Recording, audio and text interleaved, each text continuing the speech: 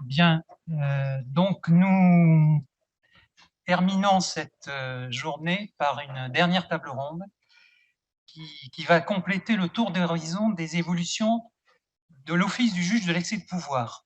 Et je pense que cette table ronde a une importance, une grande importance, puisqu'elle va nous permettre de nous intéresser aux évolutions futures du rôle du juge de l'excès de pouvoir. Et en effet, je ne vous surprendrai pas en vous disant que c'est par l'effet utile de la décision juridictionnelle, utilité qui se matérialise dans l'injonction et plus généralement dans les mesures qui s'imposent à l'administration pour l'exécution de la décision juridictionnelle, que le juge de l'excès de pouvoir est désormais en train de transformer progressivement son office.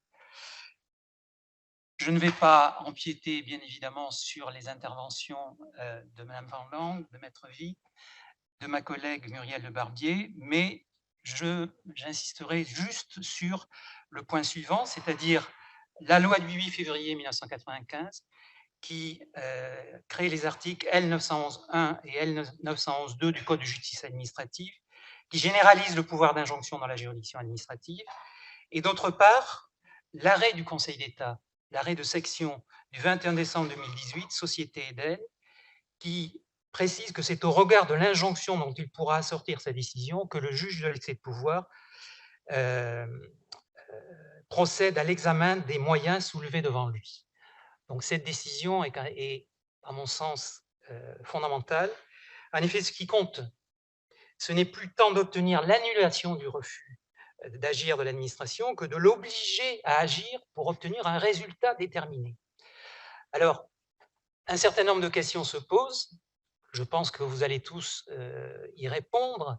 Quelle est la place du temps dans l'appréciation de la légalité d'un acte administratif? Question très importante dans ces évolutions.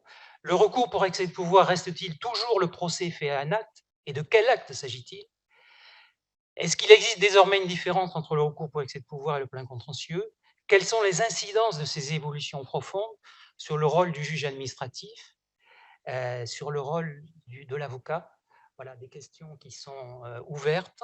Et pour tenter d'y répondre, je donnerai d'abord la parole à Madame le professeur Van Lange. Merci beaucoup, Monsieur le Président, président à double titre. À l'approche du printemps, et pour reprendre une image, celle des habits neufs du juge administratif que nous devons à Jacques Arrigui de Casanova, il me paraît intéressant de passer en revue la garde-robe du juge administratif, dans laquelle nous allons trouver des modèles récents, voire le dernier cri de la tendance jurisprudentielle. Mais on peut se demander si sous ces modèles de style New Look, on ne pourrait pas trouver des classiques, voire des modèles intemporels. Alors, en ma qualité d'universitaire, puisque je ne suis pas évidemment praticienne, je vous propose tout d'abord de revenir, de rappeler la définition classique de l'excès de pouvoir, donc action en annulation d'un acte administratif unilatéral fondé sur son illégalité. Ici, nous trouvons des traits que vous connaissez bien. Procès fait à un acte, c'est l'expression de la Ferrière, c'est donc un recours objectif. Recours de droit commun, il a pour objet le respect de la légalité. Il existe même un principe général du droit, donc c'est un recours qui existe même sans texte. Il vise l'annulation de l'acte contesté, cette annulation présentant un effet rétroactif. Et j'ai le plaisir de vous rappeler les termes de l'arrêt Borus, ici, qui date de 2000, donc ça n'est pas si ancien. L'arrêt Borus qui affirme qu'un recours pour excès de pouvoir dirigé contre un acte administratif n'a d'autre objet que d'en faire prononcer l'annulation avec effet rétroactif. Autre grand classique, la légalité de l'acte administratif est appréciée par le juge à la date de son édiction. Arrêt du Conseil d'État du 22 juillet 1949, entre autres, qui affirme cette règle. La procédure, vous le savez, est inquisitoriale, Cela signifie en particulier que le juge administratif dirige seul la procédure. Enfin, c'est un recours simple, presque gratuit, dispensé du ministère d'avocats, c'est tout au moins ce que nous apprenons à nos étudiants en deuxième année. Et je cite ici les conclusions du commissaire du gouvernement Pichat, qui note que c'est un instrument mis à la portée de tous pour la défense de la légalité méconnue. Qu'en est-il aujourd'hui? Nombre de ces principes semblent battus en brèche, puisque le juge de l'excès de pouvoir peut apprécier la légalité de l'acte à la date où il statue. Le juge de l'excès de pouvoir peut faire autre chose qu'annuler l'acte ou rejeter la requête. Il peut enjoindre à l'administration un comportement. Il peut abroger lui-même l'acte devenu illégal. On note aussi que l'annulation n'a pas toujours un effet rétroactif. Arrêt Association AC du 11 mai 2004. De plus, l'office du juge semble aujourd'hui, plus que semble, est aujourd'hui orienté par les conclusions du requérant. C'est ce que nous dit l'arrêt Société Eden que le président Pérez évoquait à l'instant. Une question se pose d'emblée. À partir de là, s'agit-il toujours d'un recours objectif? La frontière entre le contentieux de l'excès de pouvoir et le contentieux de pleine juridiction s'estompe. Il y a, me semble-t-il, un élément déclencheur majeur de ces évolutions. C'est l'attribution par la loi du 8 février 1995 du pouvoir d'injonction au juge administratif aux fins d'exécution de ses décisions. Ce nouveau pouvoir amène le juge administratif à envisager nécessairement les conséquences de sa décision au moment même où il tranche le litige et donc à se projeter dans l'après-jugement. Sa jurisprudence, d'ailleurs, va rapidement traduire son souci de veiller à l'effectivité et à l'utilité de ses interventions, comme l'observe notamment le professeur Chaput dans son fameux ouvrage de contentieux ou bien dans nombre de ses articles, ou encore Christine Mauguet dans un article dont je vous ai noté les références sur la diapositive, un article dans lequel on trouve vraiment beaucoup d'éléments de réflexion sur ce fameux pouvoir d'injonction. La réforme en cause, l'attribution du pouvoir d'injonction au juge administratif, est porteuse d'une double transformation à l'égard du juge et à l'égard du requérant.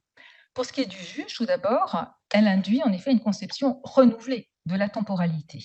On peut citer à cet égard l'arrêt Bourrezac de 1997, où nous voyons dans la même décision le juge endosser à la fois le rôle de juge de l'excès de pouvoir, puisqu'il est amené à annuler un refus de délivrance de visa à la date de l'édiction de cet acte, et puis, dans la même affaire, bien sûr, il devient juge de l'exécution et se prononce donc sur l'injonction, la délivrance du visa. Et pour cela, il prend en compte les circonstances de fait et de droit à la date où il statue. La réforme en cause renforce également l'exigence d'efficacité de l'action du juge, et c'est du reste sa raison d'être, la raison de l'attribution de ce pouvoir d'injonction. Et on peut noter d'ailleurs que, assez rapidement, le juge administratif va, autant que possible, privilégier la voie de l'article L911-1 du CJA, dont vous avez le texte ici, ça m'évite de vous le relire. Bon, au titre du pouvoir d'injonction, en fait, le juge peut faire deux choses. En gros, il peut ordonner à l'administration de prendre une décision dans un sens déterminé, ou il peut lui prescrire de réexaminer sa décision. Et la première hypothèse est plus satisfaisante pour le requérant. Elle permet de vider évidemment le litige de façon plus complète. Le juge administratif va la privilégier autant que possible et puis même rapidement, il va développer un pouvoir d'injonction prétorien, un pouvoir qui va s'attribuer et qui va être transformé finalement en ce pouvoir qui lui est reconnu d'office par la loi de 2019. Quant au requérant, il a lui aussi compris, grâce sans doute à des conseils avisés de ses avocats, combien ce pouvoir d'injonction est un puissant levier qui va peut-être lui permettre d'obtenir exactement ce qu'il attend du juge.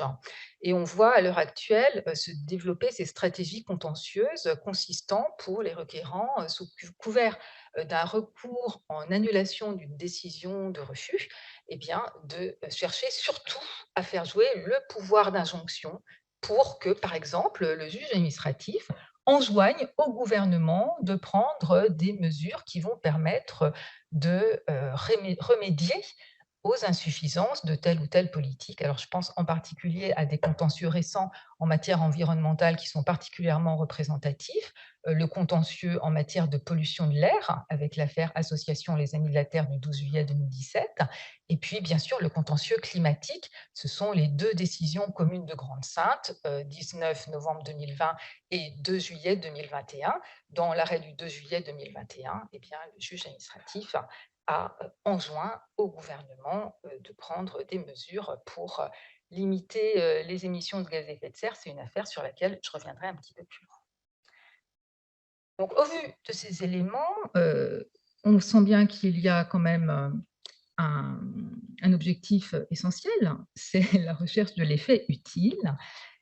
Comme le note Guillaume Audinet dans un article, l'effet utile du recours est de plus en plus une boussole dans la définition par le Conseil d'État de l'office du juge administratif. Mais alors, on peut s'interroger sur la définition de l'effet utile. Qu'est-ce que c'est que cette notion de l'effet utile? Ici, je vous propose plusieurs approches, vous voyez, donc celle de Guillaume Audinet, l'effet utile du recours, ce qu'il apporte à celui qui l'engage. Nous avons une définition que propose Anne Courrèges dans un article de 2022, et puis celle qu'utilise Sophie Roussel dans ses conclusions sur la décision Association des avocats ELENA. Et vous pouvez constater que la notion d'effet utile, elle oscille entre une approche qui est finalement assez subjective et une vision qui est au contraire objective, avec une forte volonté d'insister sur ce point. La notion d'effet utile, dit Sylvie Roussel, est elle-même une notion objective. Entre les deux, il y a peut-être une formule intermédiaire qui serait celle d'Anne Courrèges, mais c'est un point important dans la mesure où cet effet utile est la plupart du temps invoqué comme justification de ces évolutions jurisprudentielles dont nous parlons. Alors, dans mon propos, j'étudierai principalement deux de ces évolutions, la question de l'appréciation de la légalité de l'acte à la date du jugement, puis la possibilité pour le juge d'abroger l'acte à défaut de l'annuler. Et enfin, je questionnerai les implications de ces évolutions. Donc, les évolutions induites par la recherche de l'effet utile du recours. Première ligne de jurisprudence, l'appréciation de la légalité de l'acte à la date du jugement. Bon, sur cette diapositive, je vous ai reproduit un certain nombre d'arrêts, ce qui m'évitera de vous lire les considérants de principe. Dans ce domaine, l'arrêt inaugural, c'est bien sûr l'arrêt d'assemblée du Conseil d'État du 19 juillet 2019, Association des Américains accidentels. Il s'agissait d'un recours contre le refus d'abrogation d'un règlement. Et c'est cet arrêt de 2019 qui illustre particulièrement l'idée d'appréciation dynamique de la légalité. On parle aussi quelquefois d'appréciation contemporaine de la légalité, sachant que cette appréciation dynamique était particulièrement adaptée dans le cas de l'affaire Association des Américains accidentels. Pour essayer de comprendre cette décision dont il a été déjà question, c'est une décision qui témoigne de la contraction de deux offices, l'office du juge de l'annulation et l'office du juge de l'exécution. En acceptant de prendre en compte les changements intervenus entre la date de refus de l'administration et la date à laquelle il statue, le juge administratif reconnaît que le recours contre le refus d'abroger n'est qu'un prétexte. On peut se reporter à cet égard à ce que dit le commissaire du gouvernement, pardon, le rapporteur public Alexandre Lallay dans ses conclusions, je le cite: « Ce que le requérant veut, au fond, ce n'est pas faire annuler le refus, c'est obtenir ce qui a été refusé. La seule utilité de ce contentieux réside dans l'injonction d'abrogation qui peut être prononcée d'office désormais. Ce qui amène à penser que la mission du juge de l'excès de pouvoir est en quelque sorte absorbée, quasiment aspirée par celle du juge de l'injonction, ce qui conduit bien sûr à déplacer le contrôle de la légalité à la date à laquelle le juge statue. Alors, quant à l'effet utile de ce raisonnement, on comprend aisément que cela évite au requérant d'avoir à former un nouveau recours. Mais à ce stade, ce qu'on peut noter, c'est que la prise en compte des changements de circonstances et donc des effets de l'écoulement du temps sur la légalité de l'acte, cette prise en compte, ça n'est pas réellement nouveau en 2019. En fait, elle remonte à un arrêt ancien du Conseil d'État du 10 janvier 1930, c'est l'arrêt des Pujols, arrêt qui permet de contester le refus d'abroger ou de modifier un règlement devenu illégal. Le recours, tel que défini en 1930, questionne déjà la légalité actuelle du règlement. Je crois que c'est une formule utilisée par Josse, l'égalité actuelle du règlement au sens de l'égalité contemporaine. Il ne s'agit pas alors de questionner sa légalité initiale. La jurisprudence américaine accidentelle s'applique particulièrement dans le cas où le juge se prononce sur des décisions de refus. Alors, pour vous donner quelques exemples, on peut citer ainsi un arrêt du 7 février 2020, Confédération paysanne, qui porte sur le refus de prendre des mesures réglementaires à l'égard de variétés reconnues intolérantes aux herbicides, refus qui a été reconnu comme étant pris en méconnaissance du principe de précaution. Alors cette jurisprudence joue également à l'égard de refus de prendre des décisions non réglementaires. En témoigne ainsi l'affaire Madame Chupin, Conseil d'État 6 décembre 2019. Il s'agissait d'un refus de la CNIL d'ordonner le déréférencement par un moteur de recherche de données personnelles.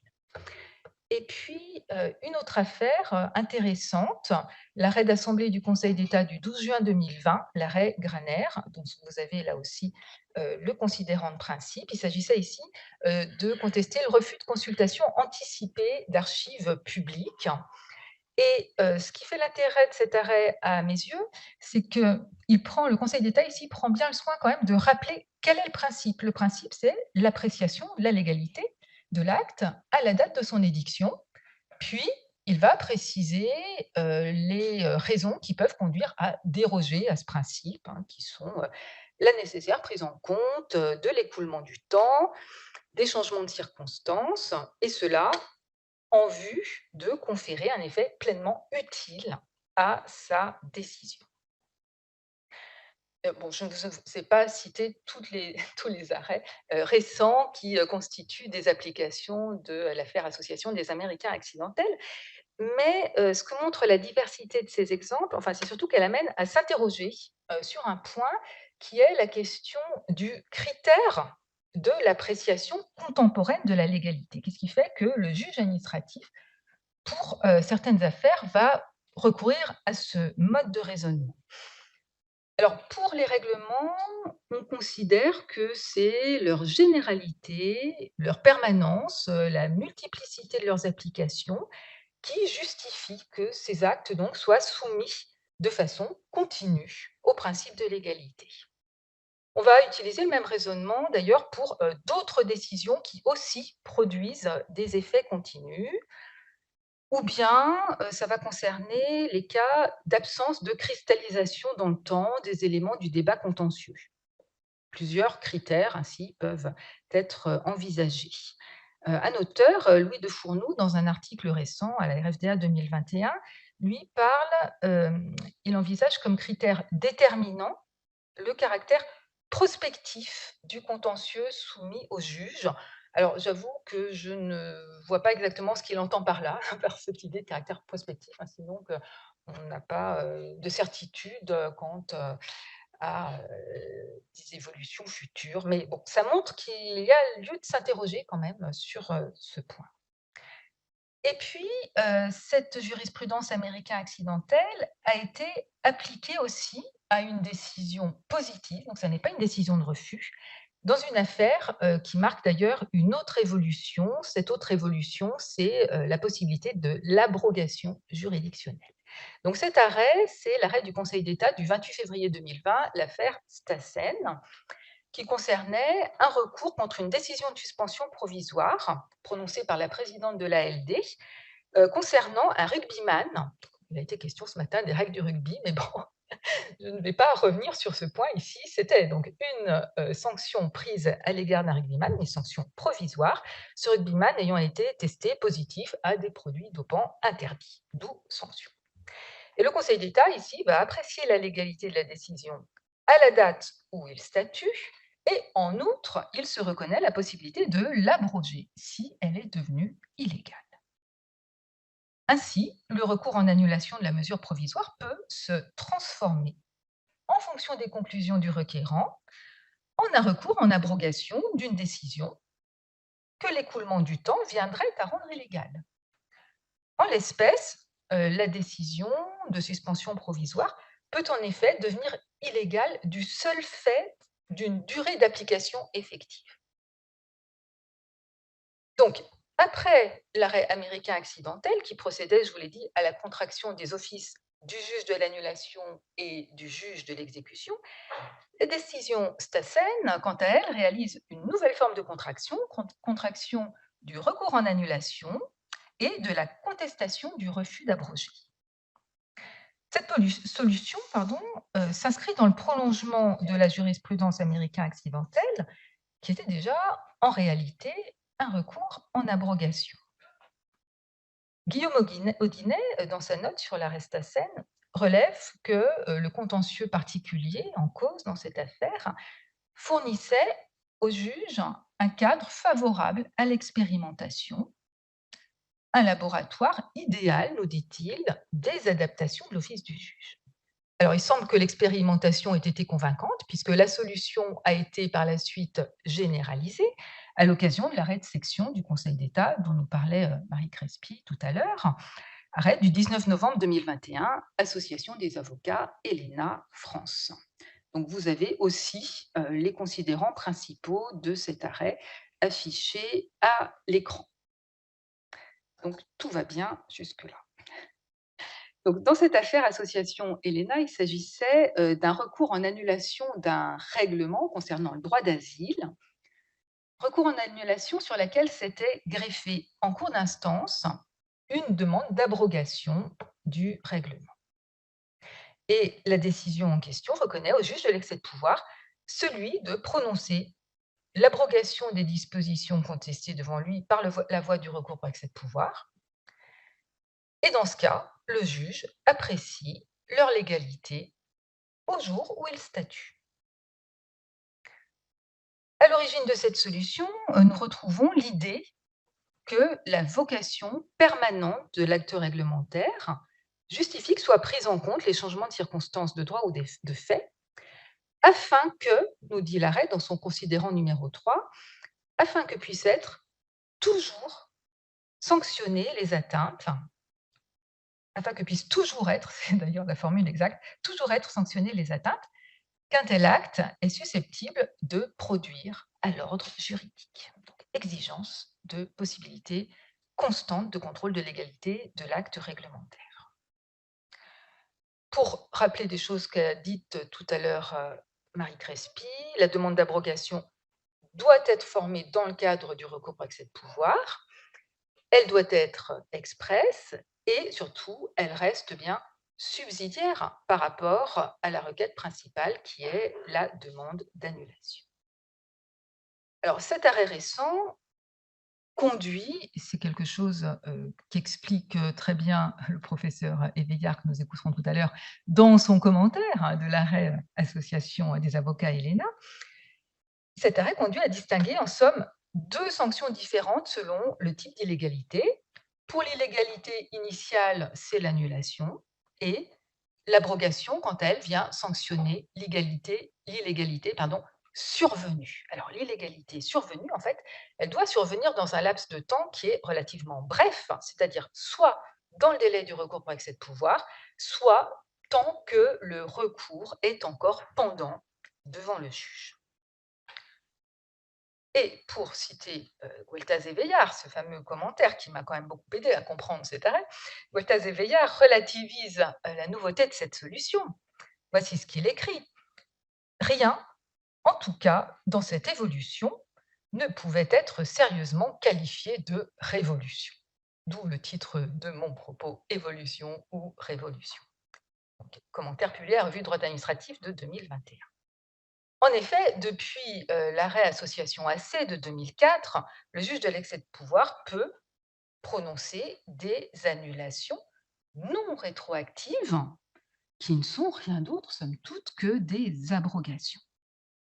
De plus, lorsque le juge apprécie le refus d'abroger à la date où il statue, son raisonnement est quand même très proche d'une abrogation qu'il réalise, une abrogation par lui-même.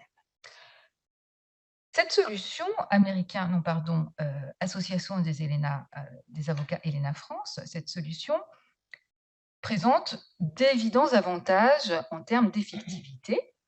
C'est la possibilité pour le juge de sanctionner directement l'acte illégal à la suite d'un changement de circonstance, donc l'acte devenu illégal, en le faisant disparaître seulement pour l'avenir, ce qui est tout à fait approprié puisque l'annulation rétroactive, dans cette hypothèse, est inutile. En outre, cela évite au requérant d'avoir à former un nouveau recours. Toutefois, on notera que dans les considérants de principe de l'arrêt, il n'est nullement fait référence à l'effet utile, bizarrement, alors que la plupart des autres décisions, quant à elles, insistaient bien sur cet objectif poursuivi par le juge. Ceci dit, la solution ne choque pas sur le plan de la logique juridique, parce que d'une part, l'obligation d'abrogation des règlements par l'administration a été conçue comme une conséquence du pouvoir d'annulation du juge administratif. D'autre part, on va utiliser ici un adage commun, qui peut le plus, peut le moins. L'abrogation est évidemment une sanction de moindre impact que l'annulation. Donc si le juge peut annuler, a fortiori peut-il abroger. Quelles appréciations porter à présent sur ces évolutions? Le juge de l'excès de pouvoir est-il plus que jamais menacé ou conforté par l'évolution de son office? Conforté ou plus que jamais menacé, dans le sens que vous voulez, dans l'ordre que vous voulez. Dès lors que le juge de l'excès de pouvoir devient un juge de l'exécution, qui se place à la date où il statue, qu'il abroge lui-même l'acte contesté, son office se rapproche dangereusement de celui du juge de plein contentieux. D'autant plus que la recherche de l'effet utile de sa décision concourt à la subjectivisation du contentieux de l'excès de pouvoir. Alors, nous dirigeons-nous vers une fusion des contentieux de l'excès de pouvoir et du contentieux de pleine juridiction? C'est une question qui se pose. Et pour l'aborder, je voudrais reprendre les critiques que formule Bruno Genevoix sur ce point, alors sur cette jurisprudence qui porte sur la date où le juge statue, dans un article qu'il a publié à la RFDA 2020, page 457. Donc Bruno Genevoix, lui, observe tout d'abord que l'invocation du pouvoir d'injonction est absolument indifférente à la distinction des contentieux. Elle existe en toute hypothèse, cette possibilité d'utiliser le pouvoir d'injonction, et donc elle ne saurait remettre en cause la distinction. Il observe d'autre part que l'évolution, certes, n'est pas sans justification sur le plan de l'opportunité, mais pour Bruno Genevoix, le Conseil d'État ne saurait pour autant, je le cite, s'abstraire du respect des principes de base sur lesquels repose la distinction plein contentieux, excès de pouvoir. Et enfin, Bruno Genevoix nous indique que lui-même n'est pas favorable à la fusion des contentieux, de l'excès de pouvoir et du plein contentieux, car cela entraînerait, selon lui, une modification des rapports entre l'administration et son juge, modification qui serait lourde de conséquences. Donc Bruno Genevoix, vous le voyez, est pour la défense de l'orthodoxie des principes, principes qui d'ailleurs sont réaffirmés dans la jurisprudence. Et en face de ces arguments, nous allons rencontrer les arguments en faveur de l'évolution. Et d'ailleurs, tout ça peut donner un peu le sentiment que nous sommes en présence d'une querelle des modernes contre les anciens. Alors les modernes, quant à eux, prônent un renouveau de l'office du juge de l'excès de pouvoir. Pour eux, le constat de la légalité évolutive de l'acte conduit à adapter ses modalités de contrôle. Et donc, nous avons ici quelques citations d'Alexandre Lallay dans ses conclusions sur Association des Américains accidentels, Guillaume Odinès et sa note sous l'arrestacène, ou encore Sophie Roussel, conclusion sur Association des avocats Helena. Et cet extrait, je trouve, est particulièrement dur si on le rapproche de l'argumentaire de Bruno Genevoix. Voilà ce qu'écrit Sophie Roussel. Le juge de l'excès de pouvoir est-il condamné à garder des œillères sur le présent et à rester imperméable à l'écoulement du temps, quand la légalité de l'acte sur laquelle il doit se prononcer, elle, ne l'est pas, et que les requérants s'en plaignent? Il faut privilégier une approche fonctionnelle du recours par excès de pouvoir sur une conception figée de l'orthodoxie conceptuelle. Ah, j'ai vraiment cru voir une réponse à ce que disait Bruno Genevoix. Sinon, le risque est celui d'une démonétisation du recours par excès de pouvoir au profit notamment des procédures de référé. Donc, le recours par excès de pouvoir est moins tourné qu'il ne l'était classiquement vers le passé, sous l'effet, vous l'avez compris, des demandes d'injonction. Le recours par excès de pouvoir se tourne beaucoup plus vers l'avenir. Et c'est pourquoi on en vient à envisager l'hypothèse d'un nouvel office préventif du juge de l'excès de pouvoir. Alors le constat est fréquent que ces recours, demandes d'annulation, de refus, demandes d'injonction, sont en fait essentiellement tournés vers l'avenir. Ainsi, le positionnement du juge administratif glisse de l'amont vers l'aval, hein, selon une formule utilisée par Pierre Delvolvé dans un de ses articles. Et le juge administratif peut alors développer une action préventive grâce à ses nouveaux pouvoirs. Prévention de l'ineffectivité de ses décisions, prévention des annulations platoniques, prévention de la réitération du contentieux. Cette logique préventive et cette préoccupation de l'avenir, je trouve qu'elle est particulièrement bien illustrée dans l'affaire Commune de Grande-Synthe dont je vous parlais tout à l'heure, donc ce fameux contentieux climatique. Arrêt du Conseil d'État du 1er juillet 2021, puisque dans le contentieux climatique, le juge administratif a fait injonction au gouvernement de prendre les mesures nécessaires pour respecter une trajectoire de réduction des émissions de gaz à effet de serre, définie par les fameux budgets carbone, dont l'échéance est 2030. Donc, au moment où le juge statue, 2020 ou 2021, bien entendu, cette échéance n'est pas échue.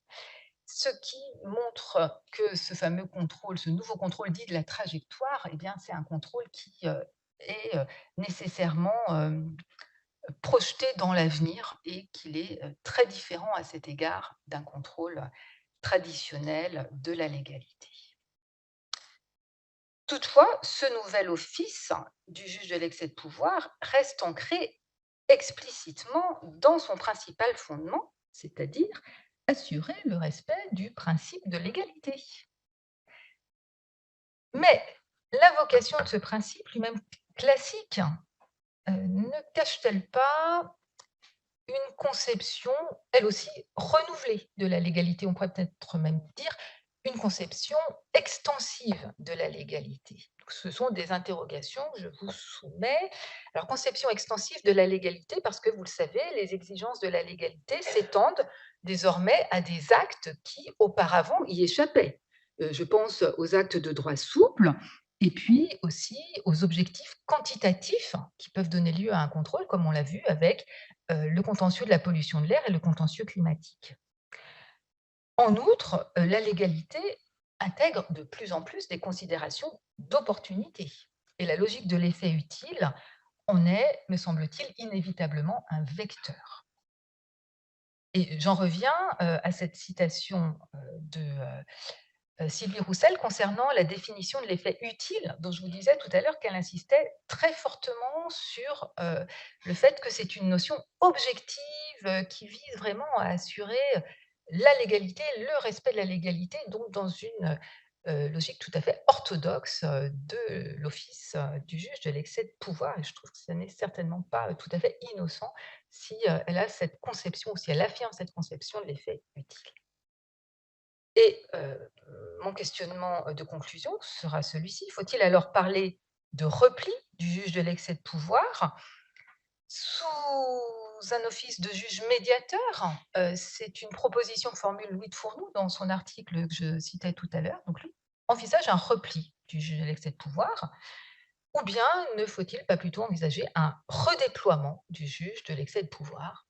Et donc je vous laisse méditer sur cette dernière question. Merci beaucoup.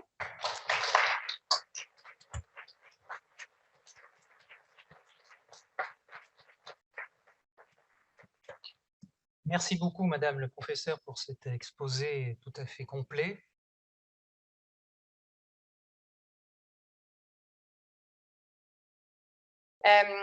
En fait, certes, le juge des référés n'est pas juge de l'excès de pouvoir, mais le juge des référés, singulièrement, celui du référé suspension, est en quelque sorte son antichambre, son allié et pas son démonétiseur, dans la mesure où il contribue à garantir la portée effective des décisions, du juge de l'excès de pouvoir. Et il le fait de 2 façons. Il contribue, d'une part, le temps de la justice est ce qu'il est, on n'y peut pas grand-chose. Nous-mêmes sommes très régulièrement rattrapés par le temps, les avocats s'en plaignent, on les comprend fort bien. Pour autant, il faut composer avec, et le juge du référé, plus spécialement celui du référé suspension, intervient, a priori, tout d'abord, en quelque sorte, pour figer, conserver aussi intactes que possible des situations que l'exécution d'une décision contestée pourrait, définitivement compromettre, au point que la décision d'annulation du juge de l'excès de pouvoir apparaîtrait le moment venu vaine, inutile, ou platonique, comme on le dit, faute d'effet pratique, seule demeurant alors la perspective d'un recours indemnitaire à en supposer les conditions réunies, et ça n'est pas forcément très satisfaisant.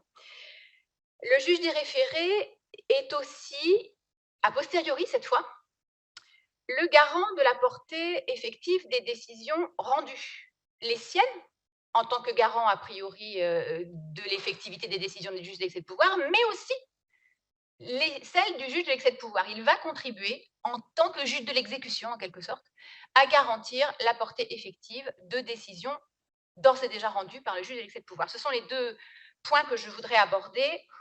D'une part, le juge du référé suspension garant a priori de la portée effective des décisions du juge de l'excès de pouvoir à venir, et puis le juge d'excès de pouvoir garant le juge des référés garant a posteriori de la portée des décisions du juge de l'excès de pouvoir. Alors a priori, le juge du référé suspension, j'insiste bien parce que c'est lui qui est l'antichambre du juge de l'excès de pouvoir, est avant tout chargé de conserver une utilité à la décision à intervenir. On a beaucoup parlé d'effet utile, d'utilité, c'est évidemment un souci du juge. Une utilité à la décision à intervenir, sachant que le temps joue contre les parties, la plupart du temps. Et donc, il contribue à garantir une portée effective aux décisions que rendra le juge d'excès de pouvoir, qui est saisi en annulation, mais qui ne jugera de façon approfondie avec une instruction certes plus développée, mais que plus tard, et peut-être trop tard, faute d'intervention du juge des référés. L'office du juge du référé suspension, dont l'article L 511-1 du Code de justice administrative rappelle qu'il n'est pas saisi du principal, c'est très important, revêt donc un caractère conservatoire et provisoire, qui se manifeste à la fois par les conditions dans lesquelles il statue sur la demande de suspension qui lui est présentée et dans la portée des injonctions qu'il est susceptible de prononcer. S'agissant tout d'abord de la façon dont il apprécie la demande de suspension qui lui est présentée, Le principe, c'est que le juge du référé suspension ne doit pas déposséder le juge de l'excès de pouvoir de son office, mais au contraire le mettre en mesure de s'en acquitter au mieux le moment venu. Et le référé suspension offre donc la possibilité de figer une situation en obtenant que soit suspendu dans l'attente d'une décision au fond, ce sont les termes du texte et des décisions, l'exécution d'une décision administrative dont les effets porteraient atteinte de manière suffisamment grave et immédiate à un intérêt public, à la situation du requérant ou aux intérêts qu'il entend défendre. Vous aurez reconnu la grille d'appréciation de la condition d'urgence dessinée par le Conseil d'État en 2001 dans l'arrêt Confédération nationale des radios libres. Ça fait écho d'ailleurs au préjudice difficilement réparable qui conditionnait antérieurement l'obtention d'un sursis exécution. Alors, quelques exemples pour incarner un petit peu l'intérêt de voir intervenir le juge du référé suspension pour préserver l'utilité à venir d'une décision du juge de l'excès de pouvoir. Empêcher, par exemple, que ne soient engagés des travaux de construction en demandant la suspension du permis de construire, on en a beaucoup parlé aujourd'hui. Éviter une privation d'activité et de rémunération qui résulterait d'une mesure de suspension de fonction. Maintenir un droit de visite temporaire au bénéfice d'un permis de visite suspendu, au bénéficiaire d'un permis de visite suspendu par l'administration pénitentiaire. Voilà quelques exemples qui montrent à quel point ça peut être utile d'arrêter le temps, en quelque sorte, grâce à l'intervention du juge du référé suspension. Si l'urgence est caractérisée, la suspension est subordonnée, c'est la deuxième condition de mise en œuvre du référé suspension, à l'existence d'un doute sérieux quant à la légalité de la décision attaquée devant le juge de l'excès de pouvoir. C'est d'ailleurs une condition de recevabilité, vous le savez, du référé suspension. Pour apprécier l'existence d'un tel doute, le juge du référé suspension est amené à examiner les moyens que le requérant soulève devant le juge du fond. Les mêmes, mais son appréciation n'est pas la même. Son appréciation ne saurait le conduire à se substituer au juge du fond. Il n'est, on le dit souvent, que le juge de l'apparence, de l'évidence, du doute sérieux. C'est ce qui a conduit Laurent Vallée dans ses conclusions relatives à la décision du Conseil du 29 novembre 2002, communauté d'agglomération Saint-Étienne Métropole, à comparer le juge des référés suspension à l'urgentiste, qui est simplement chargé de parer au plus pressé quand le chirurgien, lui, administrera les soins. Eh bien, de la même façon, le juge du référé suspension n'opère rien de définitif et ne dit pas le droit. Il doit laisser intacte l'appréciation du fond du litige qui n'appartient qu'au juge de l'excès de pouvoir et qu'il ne doit pas préempter, pour reprendre le vocabulaire de l'urbanisme. En d'autres termes, le référé suspension ne doit pas déboucher sur un pré-jugement. C'est pourquoi le Conseil d'État juge que dès lors que les moyens soulevés devant lui ont fait l'objet d'une analyse complète dans les visas de son ordonnance, une motivation succincte de la part du juge du référé suspension suffit, sans qu'on puisse lui reprocher de ne pas avoir explicité les raisons pour lesquelles chacun des moyens soulevés devant lui n'était pas susceptible de faire naître un doute sérieux quant à la légalité de la décision attaquée. Ça s'explique bien sûr par l'urgence dans laquelle le juge des référés est par construction appelé à statuer. Au tribunal administratif de Nantes, ça a été apprécié, je crois, par certains avocats. Nous nous attachons à juger les référés suspension en 15 jours. Ça s'explique aussi par les conditions, évidemment, dans lesquelles il mène l'instruction. Il y a une instruction, elle se poursuit d'ailleurs à l'audience, où la place de l'oralité est majeure en référé. Mais ça s'explique aussi par une autre raison. Jacques-Henri Stahl estimait dans ses conclusions sur cette même décision du 19 novembre 2003 qu'une exigence de motivation complète, analogue à celle que doit adopter le juge saisi au fond, serait, je cite ces termes, radicalement inadaptée aux procédures d'urgence qui ne donnent lieu qu'à des décisions provisoires et conservatoires et pour lesquelles il importe que le juge se prononce rapidement.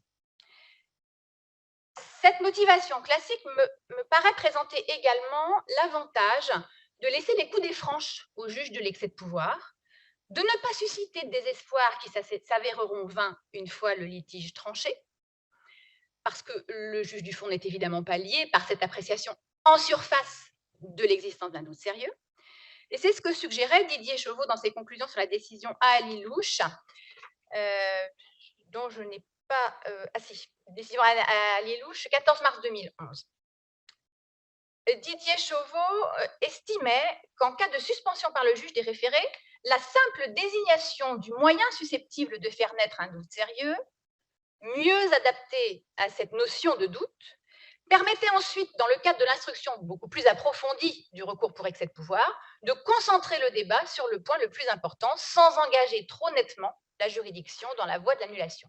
Ne pas trop engager le juge de l'excès de pouvoir, alors même qu'il n'est pas juridiquement tenu par la décision du juge du référé suspension, c'est une façon de lui permettre, le moment venu, de prendre une décision en toute liberté qui aura une effectivité supérieure. Alors, les précautions oratoires et formules souvent privilégiées par le juge du référé suspension ne sont donc pas si rituelles qu'il y paraît, en dépit de leur apparence un peu stéréotypée, qui nous est reprochée parfois par certains avocats, qui se permettent parfois dans des requêtes de nous prévenir à l'avance que nous n'avons pas intérêt à rejeter le recours simplement en constatant qu'aucun des moyens soulevés n'est de nature à, parce que ça voudra dire qu'on n'aura pas motivé. Eh bien si, non seulement nous avons motivé, mais nous avons bien eu raison de le faire comme cela, parce que dans cette formule, alors je vous la rappelle, aucun des moyens invoqués par le requérant, tels qu'énoncés dans les visas de l'ordonnance, évidemment, il faut que chacun soit certain que nous avons tout regardé, ne paraît en l'état de l'instruction, qui est une instruction en 15 jours, sommaire par définition, et c'est tout l'intérêt de la procédure, de faire naître un doute sérieux quant à la légalité de la décision. En cela, en ce qu'il ne lui force pas la main à l'avance, me semble-t-il aussi, le juge des référés permet tout à la fois de figer le temps, sans pour autant entamer la portée effective que le juge du fond souhaitera donner à sa décision. Donc la suspension, on l'apprécie sans entamer le travail du juge du fond. Quant à l'injonction, elle a un caractère provisoire. Là encore, il s'agit juste de préserver au juge du fond une situation qui lui permettra de rendre une décision utile. Alors, ce caractère provisoire, il est aussi imposé par l'article L511-1 du Code de justice administrative, il découle fort logiquement de l'objectif assigné au juge des référés, et il interdit donc que les injonctions prononcées par le juge du référé puissent avoir des effets en tout point comparables à ceux qui résulteraient de l'exécution par l'administration du jugement, à supposer qu'il annule la décision attaquée. C'est une décision ministre de l'Intérieur contre Lebert du 9 juillet 2001.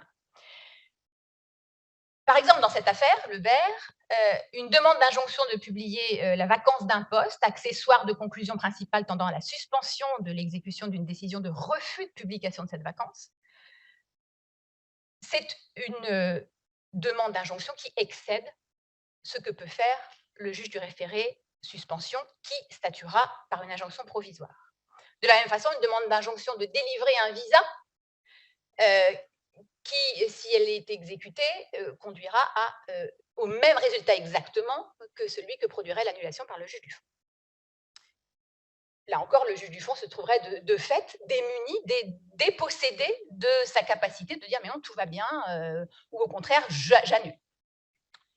De façon générale, se pose la question des injonctions accessoires à la suspension d'une décision de rejet. Parce que si on suspend une décision de rejet, on pourrait avoir la tentation de penser que l'injonction accessoire qui va avec, c'est d'autoriser. Ça n'est pas le cas, et l'injonction de réexamen, même si on peut éventuellement prendre des décisions qui auront de toute façon un caractère provisoire, quoique leur aspect le dénie un peu, on s'orientera le plus souvent vers une injonction de réexamen si ça rend la décision de suspension utile. Le juge du référé peut assortir son injonction d'une astreinte. Il rechigne à le faire au moins en première intention. J'évoquerai tout à l'heure une hypothèse dans laquelle il s'y résout. Il rechigne à le faire en grande partie parce que l'administration, même s'il y a des dysfonctionnements, n'est pas spécialement récalcitrante. Ça pose aussi des problèmes d'exécution, de liquidation, qui sont déjà un problème de façon générale, en référé à plus forte raison. Donc, ce n'est pas forcément son réflexe en première intention. Voilà rapidement la façon dont on peut envisager le juge du référé suspension comme le garant de la portée effective de la décision du juge de l'excès de pouvoir à intervenir. Qu'en est-il maintenant de son rôle de juge de l'exécution de décisions d'ores et déjà rendues, les siennes, ou celles de juge de l'excès de pouvoir? Il peut arriver que l'administration n'exécute pas, ou pas assez rapidement, les décisions rendues dans le cadre du recours pour excès de pouvoir ou de son antichambre qui est le référé suspension. Ça peut être par manque de moyens, manque de diligence, ça peut être par choix délibéré et mauvaise volonté, il faut le dire aussi, c'est rare mais ça arrive, qui traduisent une opposition délibérée de principe sur l'opportunité de la décision. Le juge des référés peut alors jouer un rôle de juge de l'exécution, d'abord s'agissant de ses propres décisions. Les décisions du juge du référé suspension sont exécutoires, obligatoires, vous l'avez dit tout à l'heure, elles sont revêtues de l'autorité de la chose décidée, si ce n'est jugé. Elles jouissent en revanche, elles s'imposent donc, juste provisoirement, à l'autorité administrative à laquelle elles sont adressées. Ça résulte notamment de la décision du 5 novembre 2003, Association pour la protection des animaux sauvages précitée. Pour que ce rôle protecteur de la portée de la décision du juge de l'excès de pouvoir puisse jouer pleinement et efficacement, le juge du référé suspension va pouvoir s'assurer que les mesures qu'il prononce sont correctement exécutées par l'administration, sans quoi son rôle d'antichambre ne sert à rien. Dans le cadre du réexamen auquel il lui aura été enjoint de procéder, par exemple, l'administration ne pourra pas fonder une nouvelle décision sur le même motif que celui pour lequel le juge du référé suspension a retenu qu'il existait un doute sérieux quant à la légalité de la décision contestée. Comment le juge du référé peut-il s'assurer de l'exécution de ses propres décisions? Deux voies s'offrent au requérant qui le saisira. J'insiste bien sur le fait que le Conseil a exclu toute logique d'exception de recours parallèle s'agissant de ces deux voies. Ça résulte de la décision APHP du 27 juillet 2015. Ces deux voies sont d'une part la procédure classique de l'exécution de l'article L911-4, mais le juge des référés peut aussi être saisi d'un référé qu'on appelle réexamen, dans le cadre de l'article L521-1-4, qui lui permet de revenir sur ce qu'il a déjà décidé pour en accentuer la portée effective.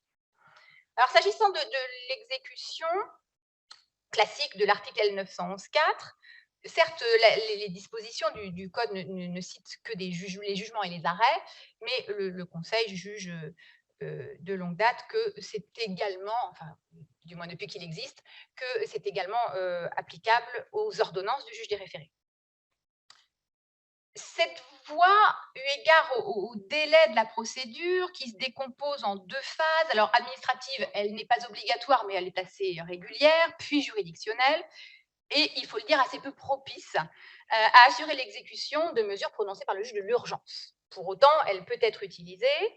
Par ailleurs, le Conseil d'État a jugé, alors au sujet certes d'une ordonnance du juge du référé liberté, mais je crois la solution parfaitement transposable aux décisions du juge du référé suspension, il a jugé qu'il appartient à la partie intéressée de saisir le juge de l'exécution dans un délai approprié à l'office du juge des référés, ce que le fichage de la décision qualifie d'exigence d'une saisine rapide du juge de l'exécution, dont on peut peut-être attendre qu'ayant été saisi rapidement, il agisse lui-même rapidement, mais il ne pourra pas faire de miracle. Cette décision, c'est une des décisions section française de l'Observatoire international des prisons du 24 décembre 2021.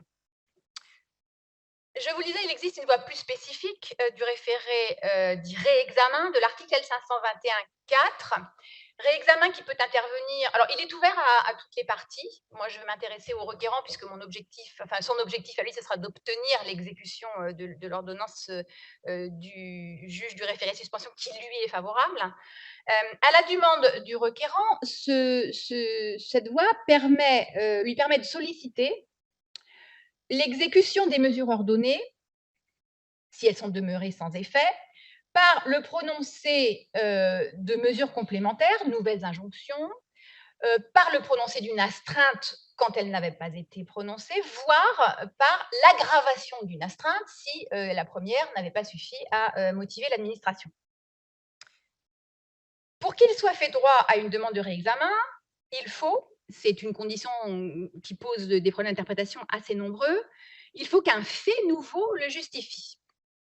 Et c'est l'intérêt de la décision APHP du 27 juillet 2015 que je viens d'évoquer. Ce fait nouveau peut précisément résider dans l'inexécution d'une ordonnance du juge du référé suspension.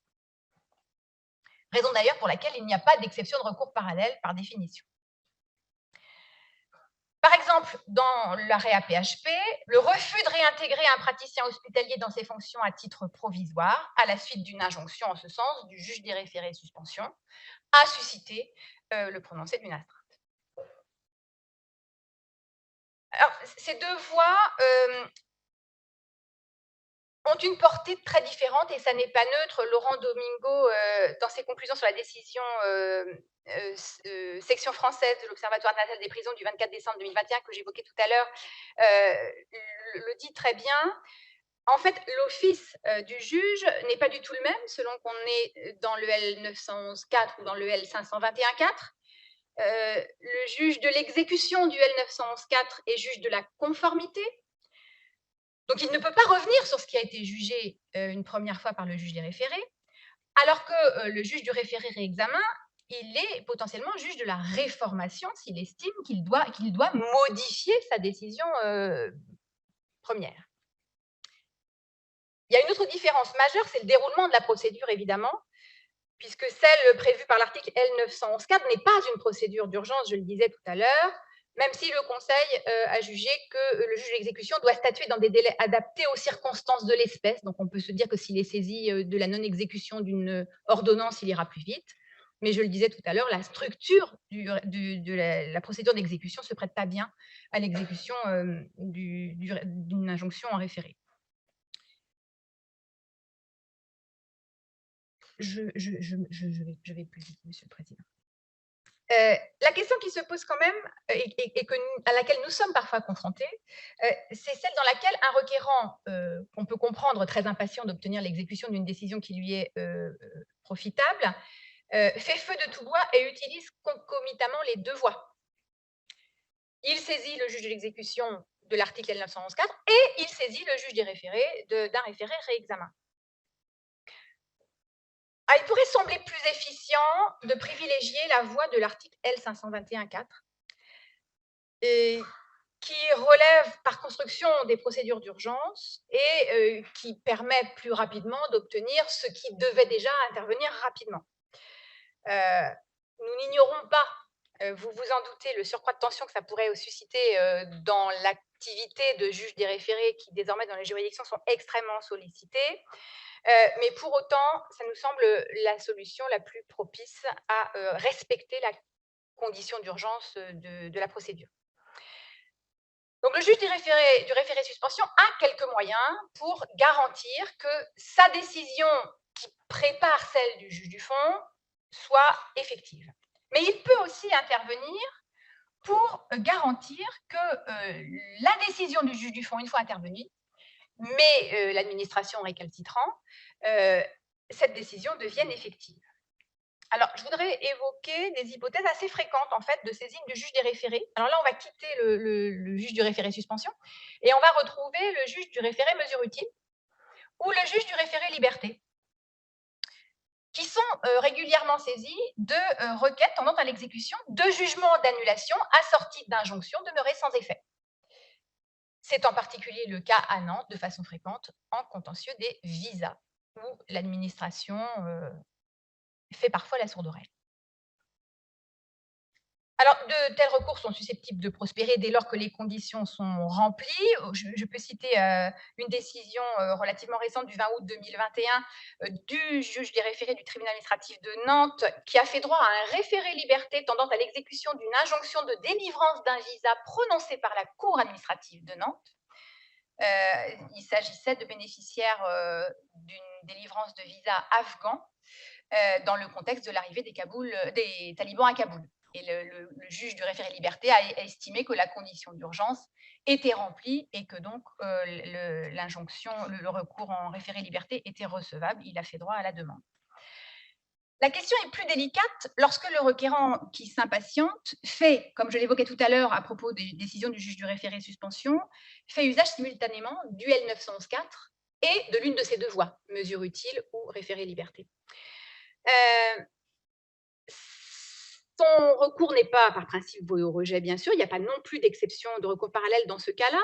Simplement, ce type de référé peinera à prospérer parce que qu'il s'agisse du référé liberté ou du référé mesure utile, le fait d'avoir engagé en parallèle la procédure d'exécution de l'article L911-4 va en fait compromettre les chances de succès de la demande en référé. Dans le cadre du référé liberté, l'engagement parallèle du L911-4 va faire obstacle à la démonstration d'une extrême urgence. Parce qu'on va considérer que le requérant qui a estimé qu'il pouvait passer par la voie du L911-4 a démontré qu'il était prêt à attendre, grosso modo.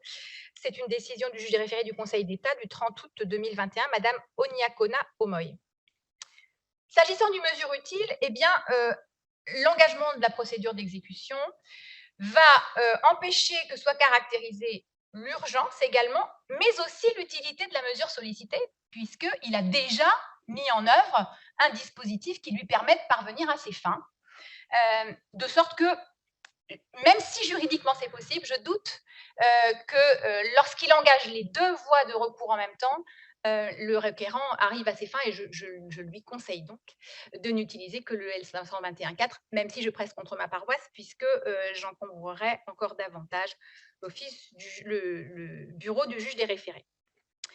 Je terminerai simplement en vous disant que je ne regrette finalement pas de m'être lancée dans l'aventure parce que ça m'a permis de réfléchir sur l'office du juge des référés que je trouve vraiment déterminant pour garantir l'effectivité et l'efficacité de la justice administrative. Je trouve que c'est aussi une très belle image de la justice administrative que nous donnons, une image en termes de rapidité, d'efficacité et d'accessibilité qui sont précisément les besoins qu'évoquait le président Stirn au tout début de cette journée. Je vous remercie.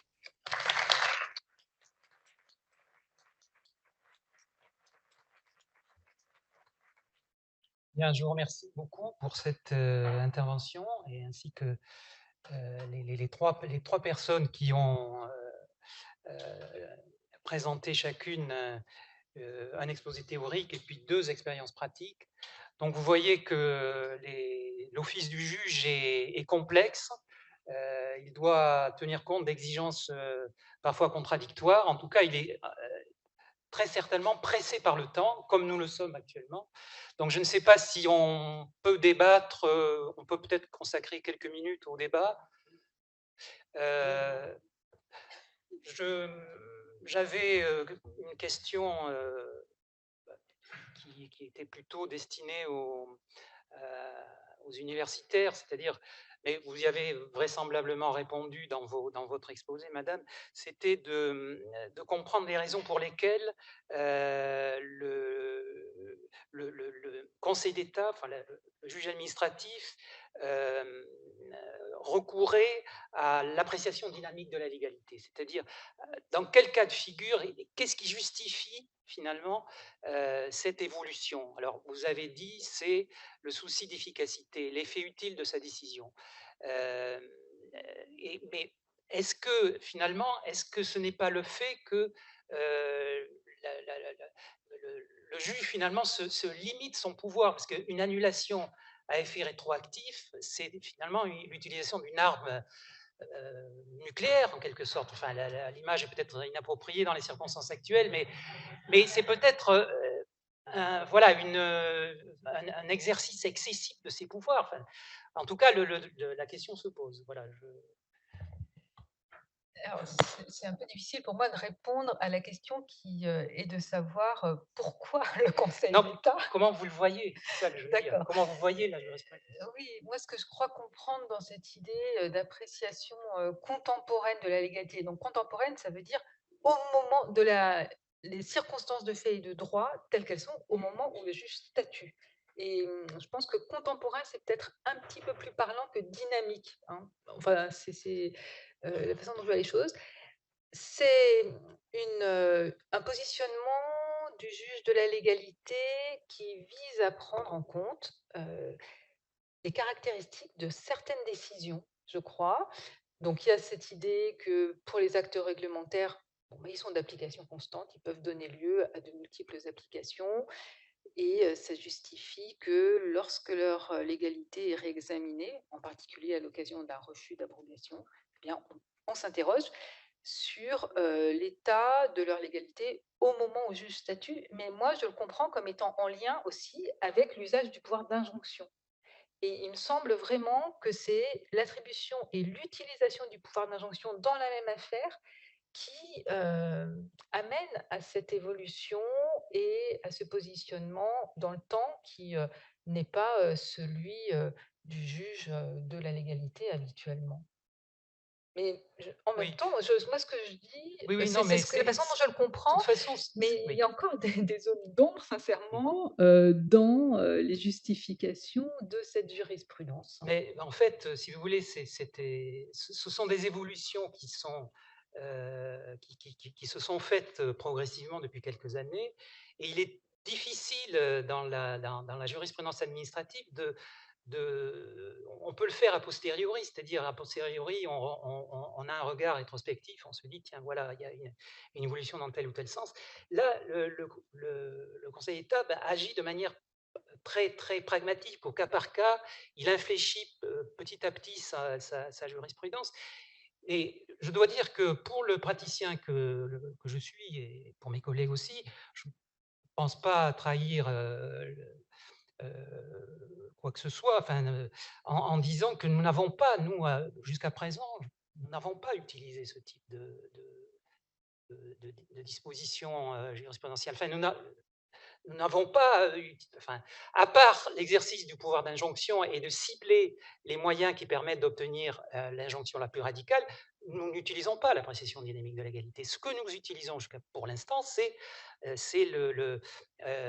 nous ajustons l'examen des moyens aux conclusions en fin d'injonction qui nous sont soumises. Ça, l'arrêt Société Hélène, il trouve pleinement application, effectivement, devant nous. Alors, effectivement, bon, d'abord, la jurisprudence association d'avocats ELENA est très récente, première chose. Deuxième chose, et peut-être que la doctrine s'est interrogée là-dessus, le Conseil d'État a volontairement restreint le champ d'application de cette jurisprudence aux actes réglementaires. C'était plus évident de le juger pour les actes réglementaires, mais on peut se demander si la question d'une transposition aux actes individuels ne se posera pas un jour, et si finalement association d'avocats ELENA n'est pas une étape. Parce qu'effectivement, dire les actes réglementaires, ils sont permanents, ils continuent de produire des effets, donc leur contrôle de légalité doit être fait de manière ajustée, permanente, c'est une chose, mais enfin, il existe aussi des actes individuels qui peuvent être devenus illégaux du fait d'un changement de circonstances de fait. Bon. Se pose derrière cette question redoutable la question de la transposition de la jurisprudence association d'avocats ELENA, si on dit un jour qu'elle s'applique aux décisions individuelles, au contentieux des étrangers. C'est-à-dire, est-ce qu'un jour on dira que le refus d'accorder un titre de séjour ou une OQTF, ou toute autre mesure d'éloignement, on va pouvoir contrôler si, bien qu'elle ait été légale à la date à laquelle elle a été prise, et si on a répondu négativement, on va pas pouvoir l'abroger parce qu'elle est devenue illégale. Et surtout, la troisième raison pour laquelle, à mon avis, on n'a pas encore beaucoup utilisé la jurisprudence association d'avocats ELENA, c'est que non seulement son champ est restreint, mais que le Conseil d'État dit bien saisi de conclusions en ce sens. Ça veut dire qu'il faut qu'il y ait des avocats qui pensent à présenter des conclusions subsidiaires en disant si vous n'annulez pas rétroactivement, est-ce que vous pourriez abroger pour l'avenir la décision parce qu'elle est devenue illégale? Et on ne peut pas, je crois, dans la jurisprudence association d'avocats ELENA, le juge ne peut pas se saisir de ce pouvoir. Il doit être saisi de conclusions subsidiaires. Voilà. Donc ça fait différents filtres qui font que pour l'instant, la portée de cette jurisprudence est assez restreinte. D'abord, il faudrait qu'il y ait des actes réglementaires, c'est pas le contentieux le plus fréquent, et des avocats qui pensent à nous saisir. Alors, je ne fais pas un appel aux avocats pour suggérer de nous en saisir, mais je veux dire, je fais un parallèle d'ailleurs aussi avec Société Eden. Société Eden a été présentée comme quelque chose d'assez révolutionnaire. Simplement, Société Eden, bon, s'applique, comme vous le savez, dans 2 branches, hein. Il y a le cas où il y a des conclusions à fin d'injonction qui sont présentées, puis il y a aussi l'hypothèse où l'avocat a pensé à hiérarchiser les causes juridiques et à demander au juge de statuer en priorité sur les moyens qui relèvent de telle cause juridique. Et bien, Société Eden, c'est pareil, c'est un nouveau pouvoir du juge, mais si personne ne lui demande de l'exercer, eh bien, on ne s'en sert pas. Oui, si je peux ajouter d'ailleurs un petit mot, je rebondis là sur vos propos concernant l'arrêt Société Eden. Volontairement, je n'en avais pas parlé parce que je n'avais pas beaucoup de temps, mais pourtant, on avait bien compris que ça rentrait dans le cadre de notre table ronde. Et c'est un arrêt qui est tellement, enfin, je ne vais pas dire compliqué, c'est pas une façon de présenter les choses, mais voilà, on a du mal à envisager clairement les applications. C'est une solution qui ouvre tellement de questionnements. Il y avait déjà une façon d'aborder les choses et c'était, sous-entendu dans ma présentation du recours pour excès de pouvoir quand je disais: «C'est un recours simple, accessible, qui peut même être dispensé du ministère d'avocat». Lorsqu'on entre dans cette logique de la jurisprudence Société Eden, bon, on voit bien que c'est absolument impossible pour un requérant lambda, de hiérarchiser ses moyens, d'envisager donc l'égalité externe, interne, au regard, de l'obtention d'une éventuelle injonction et cetera et avec cette évolution jurisprudentielle, bon, je crois que là, l'office du juge a basculé dans une autre dimension. Pourtant, si vous voulez, la formulation est complexe, mais l'idée est relativement simple, c'est-à-dire que comment dire, on regarde le résultat, le but recherché. Le but recherché, c'est d'obtenir quelque chose. Et pour obtenir quelque chose, il faut présenter un moyen d'annulation qui permette cette obtention. Et donc, on va se concentrer sur les moyens qui permettent d'aboutir au résultat souhaité.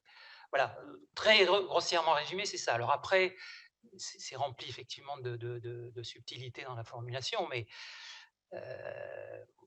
et c'est extrêmement pour le juge administratif, à mon avis, c'est un revirement très important de son office.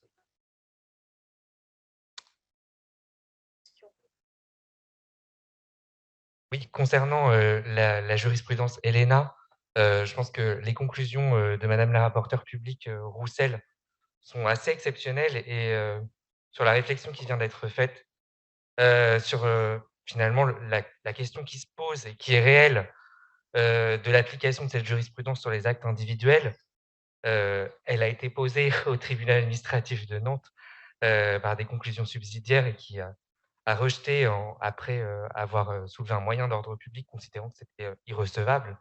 Donc voilà, c'est une question qui va se poser à la Cour et qui se posera peut-être au Conseil d'État, mais je pense que les conclusions de Madame la rapporteure publique sont très intéressantes et elle se pose elle-même la question parce que d'un point de vue philosophique, cette avancée jurisprudentielle, le rôle du juge de l'excès de pouvoir, en fait, il est le même concernant un acte individuel et il est vrai qu'en cours de procédure, pour des questions diverses, mais par exemple en droit des étrangers, comme c'est évoqué, quelquefois il y a un temps assez important entre la décision prise par l'administration préfectorale, notamment parce que et le délai dans lequel le juge se prononce, parce qu'il y a des délais de l'aide juridictionnelle et ensuite il y a des délais qui peuvent être ceux de la juridiction. Et donc, il peut se passer plus de 2 ans entre l'édiction de l'arrêté contesté et le jugement du tribunal administratif. Et dans ce délai-là, il peut y avoir une situation nouvelle et finalement, l'arrêté préfectoral peut être devenu, enfin, ses effets peuvent être, à mon sens, illégaux et donc, il y a une vraie interrogation qui se pose et j'espère que les juridictions administratives s'en saisiront. Oui, en fait, je crois qu'on va être obligé d'arrêter là les débats, mais en fait, c'est la différence entre l'inapplicabilité d'un acte et puis son illégalité. Donc là, le Conseil d'État passe de l'inapplicabilité à l'abrogation. Voilà. Donc, en tout cas pour les actes réglementaires. Bien, eh bien, je crois qu'on va céder la place au professeur Huelta Zéveillard pour ses propos conclusifs.